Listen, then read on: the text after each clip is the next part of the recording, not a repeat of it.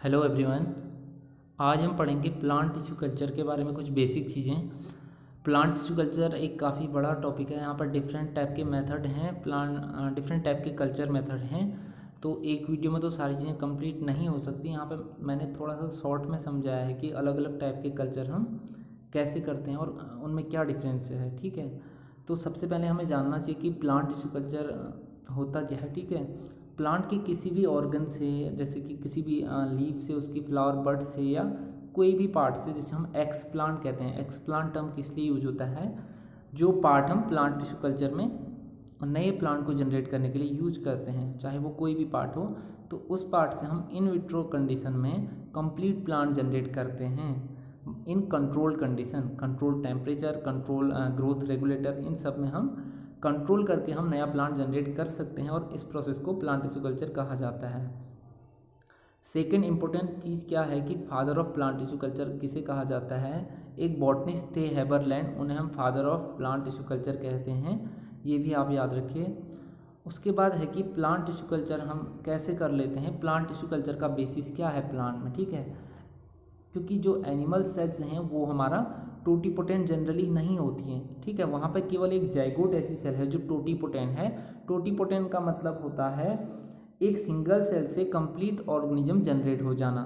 लेकिन प्लांट की सेल्स जो हैं वो टोटीपोटेंट टाइप की सेल हैं। यहाँ पे प्लांट की एक सिंगल सेल से हम कंप्लीट प्लांट जनरेट कर सकते हैं कंट्रोल कंडीशन में प्लांट टिश्यू कल्चर के थ्रू। इसीलिए जो टोटीपोटेंसी है वो प्लांट टिश्यू कल्चर का बेसिस है, इसीलिए हम प्लांट टिश्यू कल्चर कर पाते हैं। तो आप याद रखिए कि टोटीपोटेंसी क्या है और टिश्यू कल्चर में कैसे यूजफुल है। उसके बाद तीन अलग अलग टर्म हैं, एक है डिफरेंशिएशन, दूसरा है डी डिफरेंशिएशन, तीसरा है रीडिफरेंशिएशन। इनमें कई बार थोड़ा सा कन्फ्यूजन हो जाता है। डिफरेंशिएशन का मतलब है जब किसी भी एनिमल या प्लांट का डेवलपमेंट हो रहा होता है तो एक सिंगल सेल से होता है। आपको पता है फर्टिलाइजेशन के बाद जाइगोट सिंगल सेल बनती है और एक सिंगल टाइप की सेल मल्टीपल टाइप की सेल्स को बनाती है, जिन्हें हम कहते हैं डिफरेंशिएटेड सेल। और इस प्रोसेस को कहते हैं डिफरेंशिएशन, क्योंकि एक सेल एक ही टाइप की है, उसका एक ही फंक्शन है, लेकिन वो बाद में अलग अलग फंक्शन, अलग अलग स्ट्रक्चर वाली सेल्स को जनरेट कर रही है, तो इसे हम कहते हैं डिफरेंशिएशन। तो डिफरेंशिएशन हमारा जब कोई एक्सप्लांट हम लेते हैं तो वहाँ पे ऑलरेडी वो एक डिफरेंशिएटेड सेल है, क्योंकि जैसे हमने लीफ से कोई सेल्स ली तो लीफ का फंक्शन क्या है मेनली, जैसे कि फोटोसिंथेसिस का फंक्शन करना फॉर एग्जांपल, तो वो एक डिफरेंशिएटेड सेल है एक्सप्लांट की कोई भी। ठीक है, तो अगर हम एक्सप्लांट को कल्चर में ग्रो कराएंगे तो एक्सप्लांट से हमारा क्या बनेगा, एक अनडिफरेंशिएटेड मास ऑफ सेल्स बन जाएगा, जिसे हम अनडिफरेंशिएटेड स्टेट कहते हैं या कैलस हम इसे कहते हैं। ठीक है, कैलस हम अनडिफरेंशिएटेड मास ऑफ सेल्स के लिए यूज करते हैं टर्म। तो जब हमारा एक्सप्लांट से कैलस बन रहा है तो क्या हो रहा है यहाँ पर, डी डिफरेंशिएशन, डिफरेंशिएशन हट जा रहा है और अनडिफरेंशिएशन हो जा रहा है यहाँ पे, क्योंकि अब कोई सेल डिफरेंशिएटेड नहीं बची, सारी सेल एक सी बन गई हमारी, जिसे हमने कैलस कहा। ठीक है, इस प्रोसेस को हमने कहा डी डिफरेंशिएशन, ये याद रखिए। उसके बाद हमारा जो अनडिफरेंशिएटेड मास ऑफ सेल्स या कैलस है, उसमें क्या होता है, हम कुछ कंट्रोल कंडीशन में ग्रोथ हार्मोन को रेगुलेट करते हैं, टेम्परेचर रेगुलेट करते हैं, बहुत सारी चीज़ें उसमें डालते हैं, तो हम एक कंप्लीट प्लांट बना सकते हैं, जिस प्रोसेस को हम कहते हैं रीडिफरेंशिएशन, क्योंकि हमने अनडिफरेंशिएशन से अगेन डिफरेंशिएट उसे कर दिया है लीव्स में, रूट्स में, शूट्स में या फ्लावर में। इस प्रोसेस को हम कहते हैं रीडिफरेंशिएशन। तो ये तीनों टर्म काफ़ी इंपॉर्टेंट है। उसके बाद है हमारा tissue culture media. Tissue culture media किसे कहते हैं और टिश्यू कल्चर मीडिया में क्या क्या चीज़ें इंक्लूड होती हैं? सबसे पहले है माइक्रोन्यूट्रिएंट एंड मैक्रोन्यूट्रिएंट। एलिमेंट को क्लासिफाई किया जाता है इसेंशियल एंड नॉन इसेंशियल में, देन उन्हें माइक्रो एंड मैक्रोन्यूट्रिएंट में। तो यहाँ पे अलग अलग तरीके से माइक्रो एंड मैक्रोन्यूट्रिएंट यूज किए जाते हैं। कहीं पे कोई माइक्रोन्यूट्रिएंट ज़्यादा यूज किया जाएगा, किसी कल्चर में मैक्रोन्यूट्रिएंट कम यूज किया जाएगा या ज़्यादा किया जाएगा, वो स्पेसिफिक होता है अलग अलग टाइप के कल्चर के लिए। उसके बाद ऑर्गेनिक सप्लीमेंट होते हैं, जैसे कि विटामिन, अमीनो एसिड का भी रिक्वायरमेंट होता है वहाँ पे, वो भी हम कल्चर मीडियम में डालते हैं। और तीसरा एक इम्पोर्टेंट शुगर एल्कोहल है मायोइनोसिटोल, जो कि एक शुगर का एल्कोहल डेरिवेटिव है। इसे भी हम कल्चर को इम्प्रूव करने के लिए जनरली यूज करते हैं। उसके अलावा जैसे कि fruit juice, tomato juice, coconut milk, malt extract, इन सभी को भी यूज किया जाता है कल्चर की प्रॉपर्टी को अच्छा करने के लिए, ठीक है, वहाँ पर कल्चर को और अच्छे तरीके से ग्रो होने के लिए। उसके बाद है सोर्स ऑफ कार्बन। क्या होगा, जनरली प्लांट में सोर्स ऑफ कार्बन सुक्रोज होता है, क्योंकि सुक्रोज एक नॉन रिड्यूसिंग शुगर है। सुक्रोज एक डाइसैकेराइड है जो ग्लूकोज एंड फ्रक्टोज से मिलकर बना होगा। And plant cell first utilise glucose and then fructose. ये स्टेटमेंट आप याद रखिए, पूछा जाता है कि प्लांट सेल पहले कल्चर मीडियम में किसे यूटिलाइज करेगी, फ्रक्टोज को या ग्लूकोज को। तो ग्लूकोज को फर्स्ट यूटिलाइज करेगी, देन फ्रक्टोज को। उसके बाद है एक जेलिंग या सोलिडिफाइंग एजेंट, जो काफ़ी इंपॉर्टेंट है, क्योंकि वहाँ पर अगर हम कल्चर को हिलना नहीं चाहिए, वहाँ पर कल्चर को एक कांस्टेंट स्टेज में रहना है, तो सॉलिडिफाइंग करना कल्चर को, हमारा लिक्विड कल्चर को करना जरूरी हो जाता है। और सॉलिडिफाइंग एजेंट हम क्या यूज करते हैं, एगर करते हैं, ठीक है। एगर रेड एल्गी से मिलता है, हमें कौन सी एल्गी से मिलता है आप ये देख लेना, ग्रेसिलेरिया जैसे हो गया, और भी बहुत सारी एल्गी हैं जिनसे हमें एगर मिलता है। और एगर का काम ही क्या है, सॉलिडिफाइंग एजेंट का। और एगर को ही हम जनरली यूज क्यों करते हैं, क्योंकि एगर की दो ऐसी प्रॉपर्टी हैं। सबसे पहले है agar do not react with media. जो भी हमारा मीडिया है एगर जनरली इनएक्टिव होता है उसके लिए। दूसरा, agar also not digested by plant enzyme, क्योंकि जब कल्चर हमारा ग्रो हो रहा है तो वहाँ पर प्लांट बहुत सारे सेक्रेटरी मेटाबोलाइट या एंजाइम सिक्रीट करता है, जिससे कि सॉलिडिफाइंग एजेंट हमारा डिस्ट्रॉय या डाइजेस्ट हो सकता है। लेकिन एगर के साथ ऐसा नहीं होता, इसलिए एगर को हम प्रिफेर करते हैं हमेशा। उसके बाद है कुछ ग्रोथ रेगुलेटर, जैसे कि ऑक्सिन, साइटोकाइनिन और अदर प्लांट हार्मोन। उन्हें हम आगे डिस्कस करेंगे कौन कब कैसे यूज किया जाता है। उसके बाद सबसे इम्पोर्टेंट है पीएच। हमारा जो लिक्विड मीडियम है, कल्चर मीडिया जिसे हम कहते हैं, उसका पीएच कितना होना चाहिए। उसका पीएच जनरली एसिडिक होता है 5.7, ठीक है। 5.7 is used for most plant culture media, ठीक है। एसिडिक पीएच में ही हम कल्चर कर सकते हैं। उसके बाद एक प्रोसेस होती है स्टरलाइजेशन की, क्योंकि जब कभी भी हम लैब में इन विट्रो कंडीशन में कल्चर कराते हैं तो वहाँ पे कुछ सेफ्टी करनी होती है हमें, जैसे कि वहाँ पे कंटामिनेशन ना हो हार्मोन के साथ, कार्बोहाइड्रेट या अमाइनो एसिड, जो भी हमारा मीडिया है उसमें कंटामिनेशन ना हो, या प्लांट का मटेरियल जो एक्सप्लांट है, तो उसे हम स्टरलाइज कैसे करते हैं। सबसे पहला है हमारा फिल्टर स्टरलाइजेशन, जिसमें हम अमीनो एसिड, विटामिन, हार्मोन या कार्बोहाइड्रेट, इन सब बायोमोलिक्यूल को स्टरलाइज कर देते हैं by the process of filter sterilisation. उसके बाद है हम कि जितने भी इंस्ट्रूमेंट हम प्लांट टिश्यू कल्चर में यूज करते हैं उन्हें हम कैसे स्टरलाइज करते हैं। इन्हें हम ऑटोक्लेविंग के थ्रू स्टरलाइज करते हैं 121 डिग्री सेल्सियस टेम्परेचर पे एंड 15 psi प्रेशर पे। ये भी पूछा जाता है कभी कभी कि कितने टेम्परेचर पे ऑटोक्लेव जनरली स्टरलाइज करता है इंस्ट्रूमेंट्स को। थर्ड है हम कि प्लांट मटेरियल तो हमारा ऑटोक्लेव में स्टरलाइज नहीं हो सकता, क्योंकि वो तो डिनेचर हो जाएगा, डाइजेस्ट हो जाएगा, डिस्ट्रॉय हो जाएगा। तो प्लांट मटेरियल को हम उसे भी स्टरलाइज करना ज़रूरी है, क्योंकि वो कंटामिनेटेड हो सकता है जब हम बाहर से लाते हैं उसे, तो उसे हम सॉल्यूशन ट्रीटमेंट के थ्रू स्टरलाइज करते हैं। सबसे पहला है सोडियम हाइपोक्लोराइड का सॉल्यूशन, दूसरा है कैल्शियम हाइपोक्लोराइड का, इनमें से हम कोई भी यूज़ कर सकते हैं, ठीक है। तीसरा है हमारा 70% एथेनॉल, ठीक है। इसे भी हम यूज कर सकते हैं प्लांट मटेरियल को या एक्सप्लांट को स्टरलाइज करने के लिए। उसके बाद हम पढ़ेंगे types of plant tissue culture. Plant tissue culture कितने टाइप का है, कितने तरीके से हो सकता है। सबसे पहला जो है बेसिक, वो है कैलस कल्चर, जो हमने पढ़ा कि कैलस क्या होता है। Callus is a unorganised undifferentiated mass of cells. Unorganised का मतलब है इसका कोई शेप नहीं होगा, एक मास टाइप का होगा, और अनडिफ्रेंशिएटेड सेल्स यहाँ पे होंगी, क्योंकि हमने जब एक्सप्लांट लिया उसे सीधे कल्चर मीडियम में ग्रो किया तो वहाँ पे ये सीधे ग्रो हो जाएगा और एक कैलस बना लेगा। देन हम कंट्रोल कंडीशन स्टार्ट करेंगे। अनडिफ्रेंशिएटेड कैलस को हमने क्या ट्रीटमेंट दिया, जब हमने उसे ट्रीटमेंट दिया high oxygen and low cytokinin का, तो हमारा उस कैलस से रूट जनरेट होगी जनरली। और जब हमने लो ऑक्सिजन और हाई साइटोकाइनिन का ट्रीटमेंट दिया तो वहाँ पर जनरली कैलस से सूट जनरेट होती है, ये आप याद रखेंगे।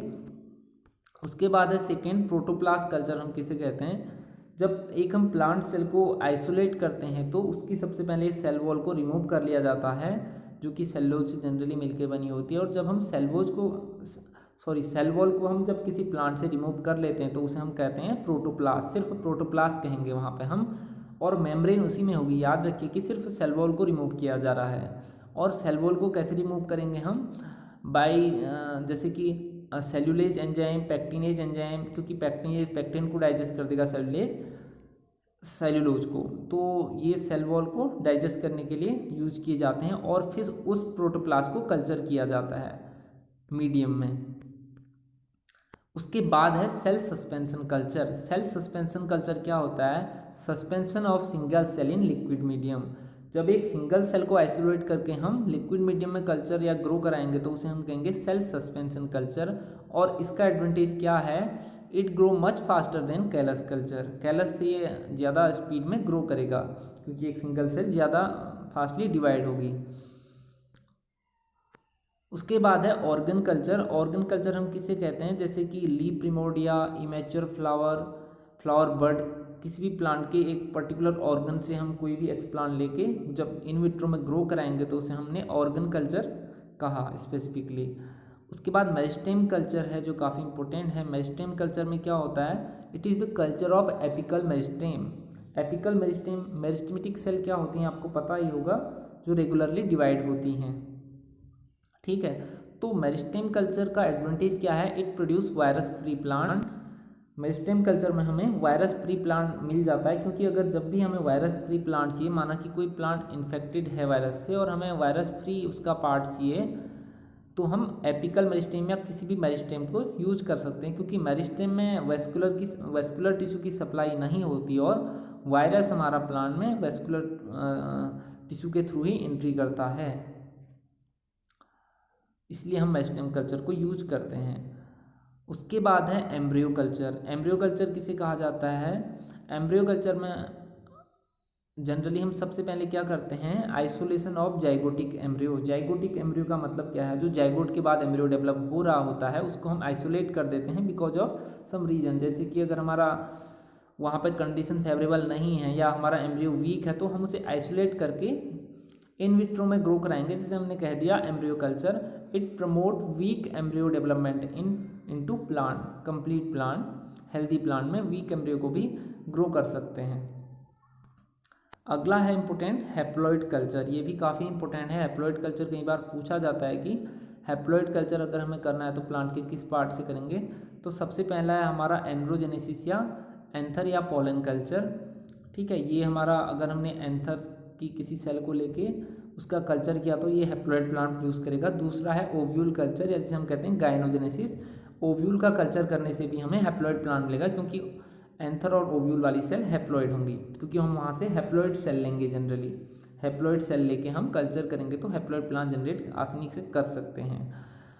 और हैप्लॉइड कल्चर को सबसे पहले किसने एक्सपेरिमेंट दिया था इसका, सबसे पहले किसने किया था हैप्लॉइड कल्चर? वो हैं गुहा एंड माहेश्वरी।